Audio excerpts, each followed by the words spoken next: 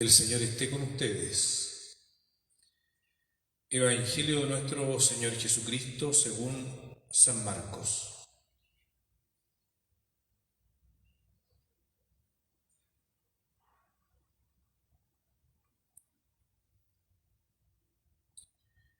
Jesús resucitado se apareció a los 11 y les dijo: Vayan por todo el mundo y anuncien la buena noticia a toda la creación. El que cree y se bautice se salvará, el que no crea se condenará. Y estos prodigios acompañarán a los que crean. Arrojarán a los demonios en mi nombre y hablarán nuevas lenguas. Podrán tomar a las serpientes con sus manos y si beben un veneno mortal no les hará ningún daño. Impondrán las manos sobre los enfermos y los sanarán. Palabra del Señor.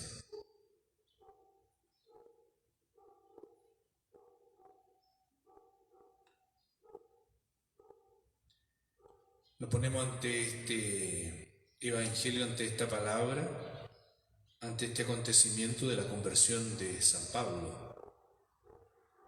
La conversión de San Pablo es un hecho que marca la vida de la Iglesia y queda testificada en los Hechos de los Apóstoles, en la obra de Lucas.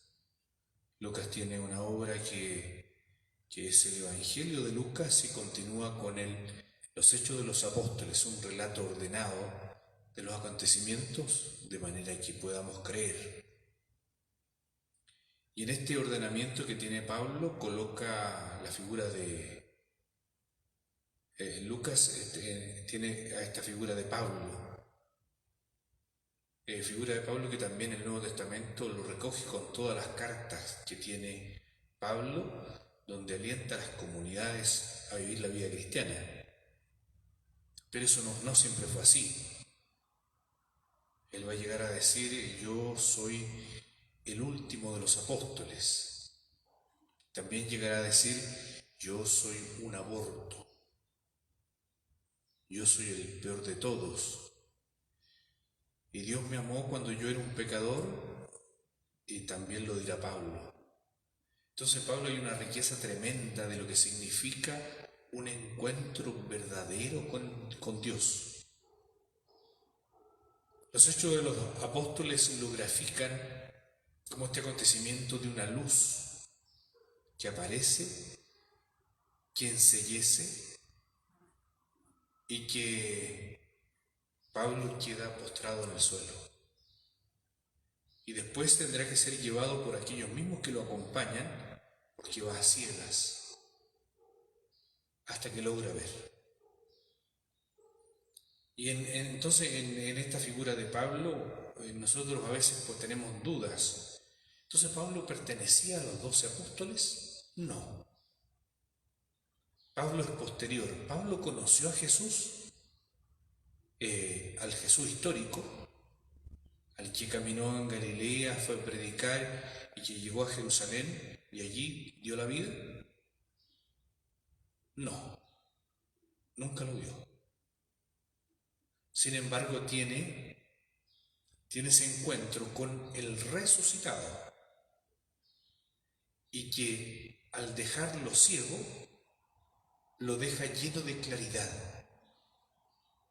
Es una contradicción, quedar sin vista, pero ver claramente los acontecimientos. Y eso ha sido Pablo. Por eso en el listado de los 12 no aparece hoy día que he mencionado los 11. Recuerden, después de esto sortearán el espacio que ha quedado de Judas Iscariote para que sean 12. Pero Pablo será apóstol en la misión misma. No ha recibido este llamado junto a los otros 12, pero la Iglesia lo considera el apóstol. De hecho, él se define como el apóstol. Y se define primero con sus títulos que tiene. Él dice: yo respiraba amenazas de muerte contra los discípulos del Señor. Primera cosa. Y va a hablar sobre su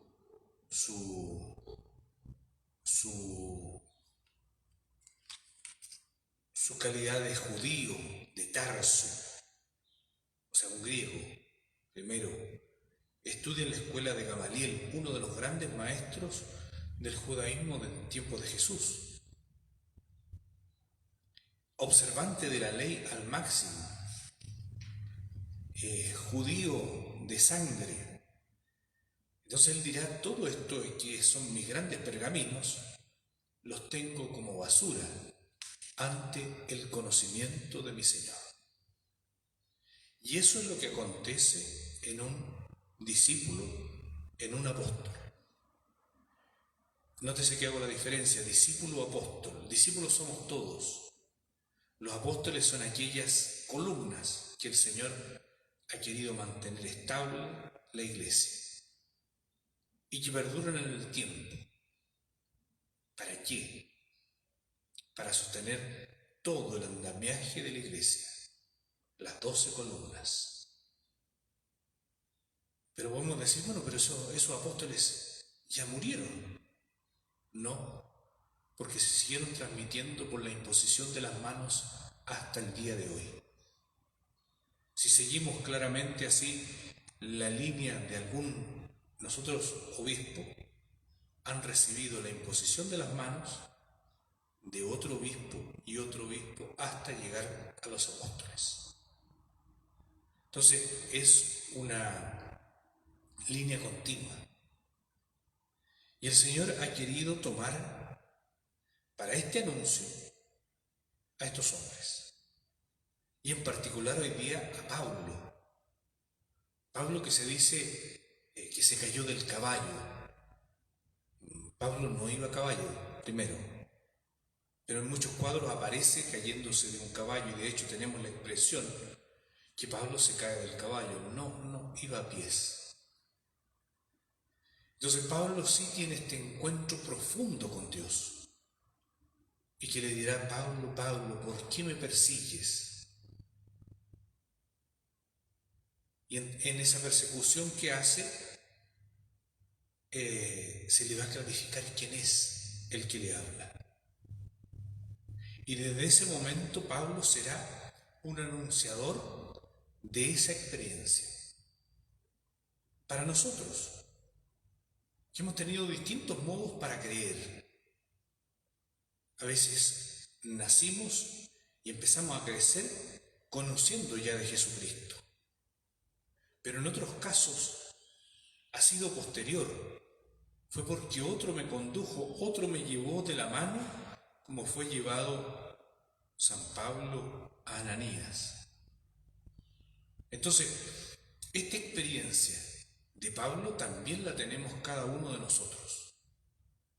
No, quizás en el esplendor de él, pero con los mismos ingredientes. O sea, en nosotros, en cada uno de nosotros hay un Pablo, un hombre apasionado por lo que vive. Hay un dicho que dice que Dios nos inventa con nosotros mismos. Y a Pablo, a un hombre que era apasionado y defensor de lo que creía, el judaísmo, tanto así que perseguía esta nueva iglesia naciente. No, lo están llevando por el desvío. Hay que corregirlo esto, y se apasiona por eso. Luego se encontrará verdaderamente en esta persecución hacia aquellos que él cree que están en lo incorrecto, se encuentra con el Señor mismo. Y desde ahí abraza con toda su fuerza, con todo el fuego que tiene, este anuncio. Por eso el anuncio de Pablo transforma de alguna manera el cómo anunciar el Evangelio. Si a Pedro lo llamó ahí junto a la barca, en las redes, yo te haré pescador de hombres, a Pablo lo introduce en una carrera que ya él ha comenzado como persecución y que en el camino se transformará en anuncio. Y desde ahí su anuncio llegará a cada rincón, porque como Pablo en su pasión logra fundar también comunidades apasionadas por Cristo. Entonces, aquí tenemos el apóstol que no es por designación de otra persona ni por la elección, sino que porque Dios mismo lo ha consagrado como este anunciador. Luego a Pablo harán toda la ritualidad, pero Pablo será el anunciador hacia los pueblos paganos. Ya lo otro estaba asegurado, los pueblos que no conocen a Dios. Hoy día, ¿cuáles serán esas tierras? Pueden estar en la misma, en una de nuestras piezas de nuestra casa. El anuncio del Evangelio es necesario ayer, hoy y siempre. El Señor acompañe nuestra vida, nos sostenga en el anuncio y en el testimonio de Pablo.